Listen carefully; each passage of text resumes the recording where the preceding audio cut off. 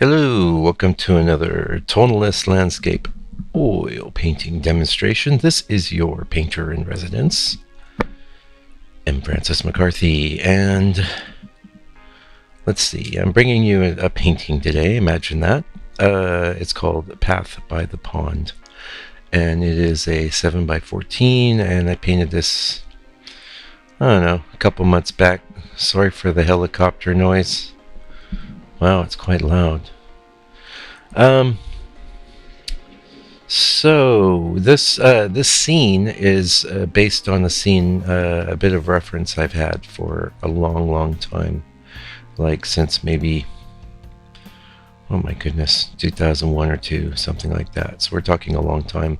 I have made probably a painting from this scene back when I first started painting, back in 2008, 2009, and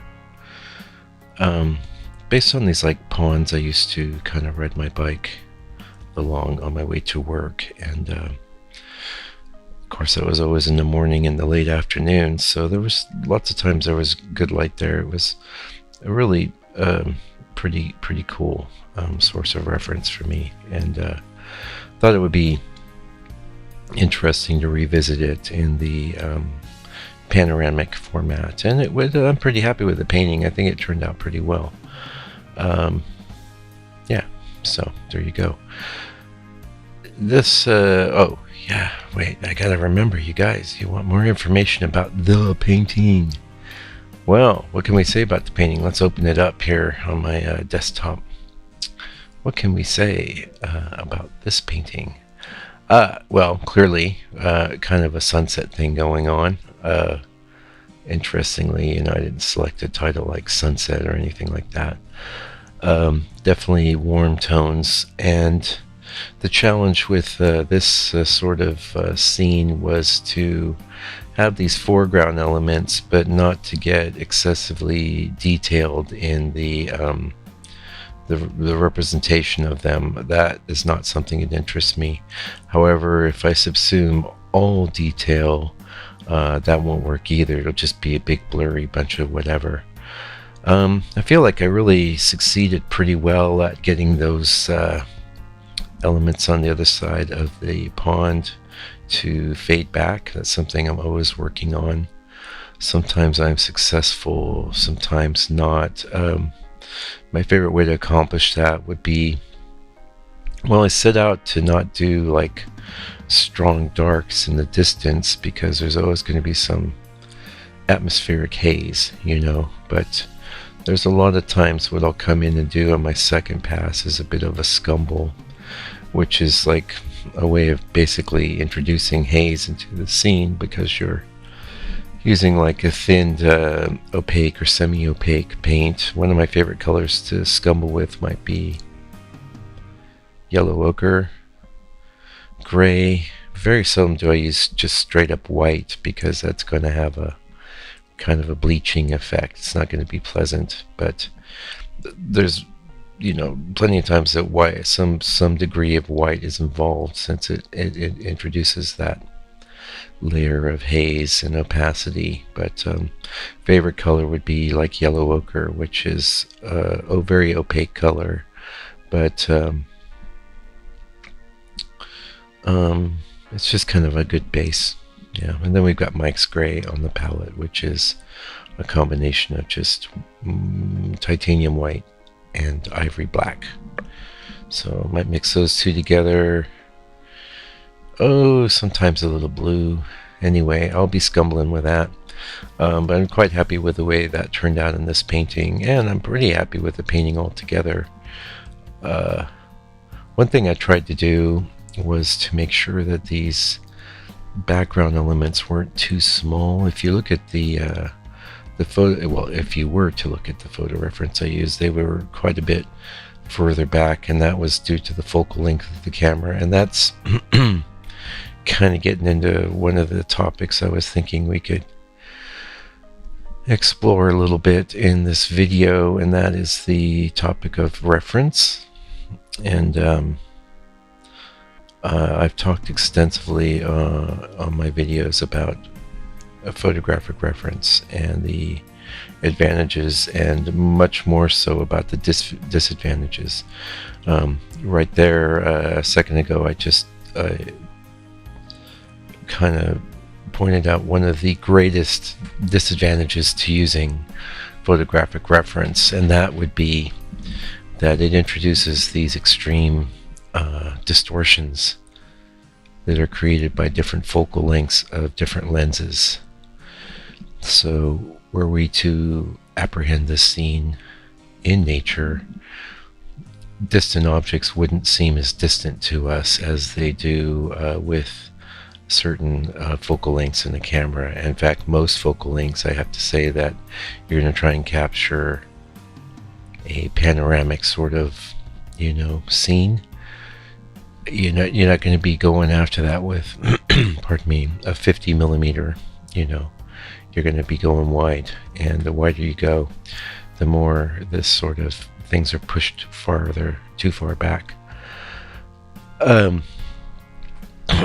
Pardon me, a little frog in my throat. What else is new? I know you're thinking. So I don't want to spend a lot of time talking about inherent traps of photography because I've done a lot of that. What I do want to talk about is collecting photographic reference to paint.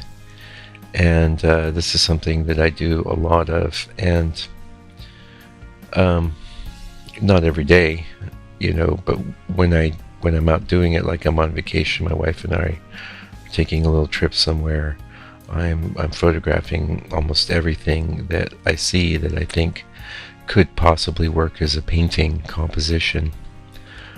And I'm looking at the scenes very critically while I'm photographing them. I'm trying to use my knowledge of what I know works in a landscape painting and doesn't.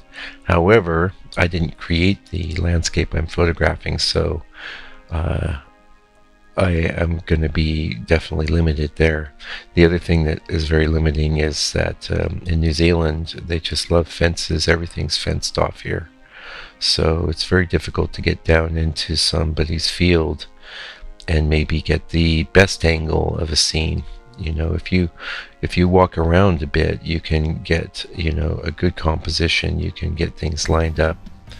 And we all know about the dividing the panel into 6 areas where you would put your focal point at one of the intersections of the subdividing lines, so to speak.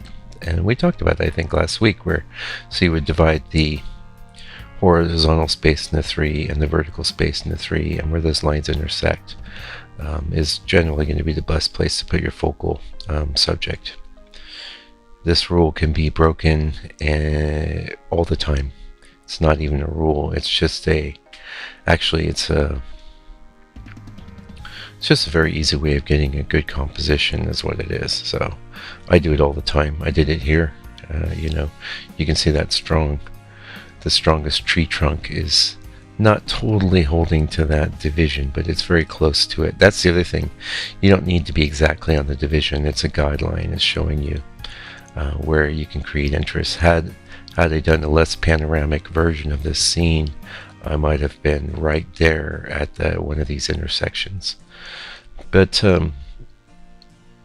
so when I'm collecting reference, I have to say the overwhelming majority of it is the photos I take are completely unusable, and that's in spite of my best efforts while in the field to collect and compose really good shots.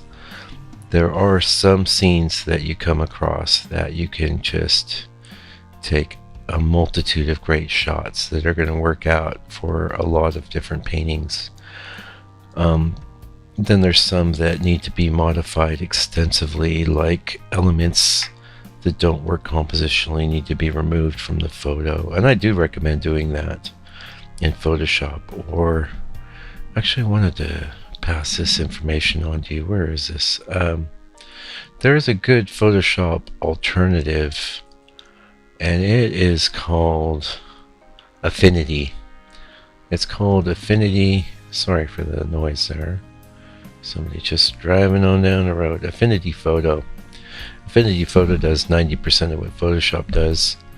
Unfortunately, I can't use it because I've been in Photoshop since 1996, 1995, and anytime I'm trying to work in another program, I'm just cursing because it's laid out somewhat differently, and I can't do the things that I would do almost on an unconscious level in Photoshop. I just know how to put things together very rapidly. I made a living as a commercial illustrator for years. I was in Photoshop all day long, every day. So I know how to work in Photoshop. But I am telling you about Affinity Photo. If you're not in Photoshop, get into Affinity Photo because it's $40 right now and it does 90%, maybe 95% of what Photoshop does. So I wouldn't know about that 95. I'll backtrack to 90, maybe even 85. That's enough for anybody just compositing pictures and needing to do basic masking, and it's worth learning that program because for $40 you're going to have the program for life, whereas with Photoshop you're going to be hooked into, like out here in New Zealand dollars, I think they're getting me for $19 a month. So that's like criminal basically from where they started out. But I won't go into that anymore since you probably don't care. But if you do need to work with your reference, I think, prior to painting it. If you're just gonna take a photo and prop it out on your printer and then start painting, you're gonna have some big disadvantages, I think, over like things like just removing those elements. You might forget what happens. And this is a phenomenon that gets into the negative aspects of using photography as a reference for creating landscape paintings. There will be a great tendency to just copy everything that's in the photo onto the painting panel. This is something you're guaranteed to do. I guarantee you will do this until you make enough bad paintings where it really gets deeply ingrained that you can't do this. So for that reason, when you're starting out, real important to just look at things very critically. Also keep in mind that your average landscape photo is detailed from the foreground to the background and to both sides. Human beings don't see things like that, so you definitely want to put the detail in some areas and remove it from most of the rest of the areas. But hopefully that gave you a little insight. What I would say, we have to go real quick here, but collect your own photo reference. Don't take photos off of Google or Flickr. Bad idea. Just get out there and do it. And take a bunch. You need to take a bunch to get that few that are going to work out. Anyway, we'll be back this weekend with another painting. Meanwhile, please take good care and stay out of trouble.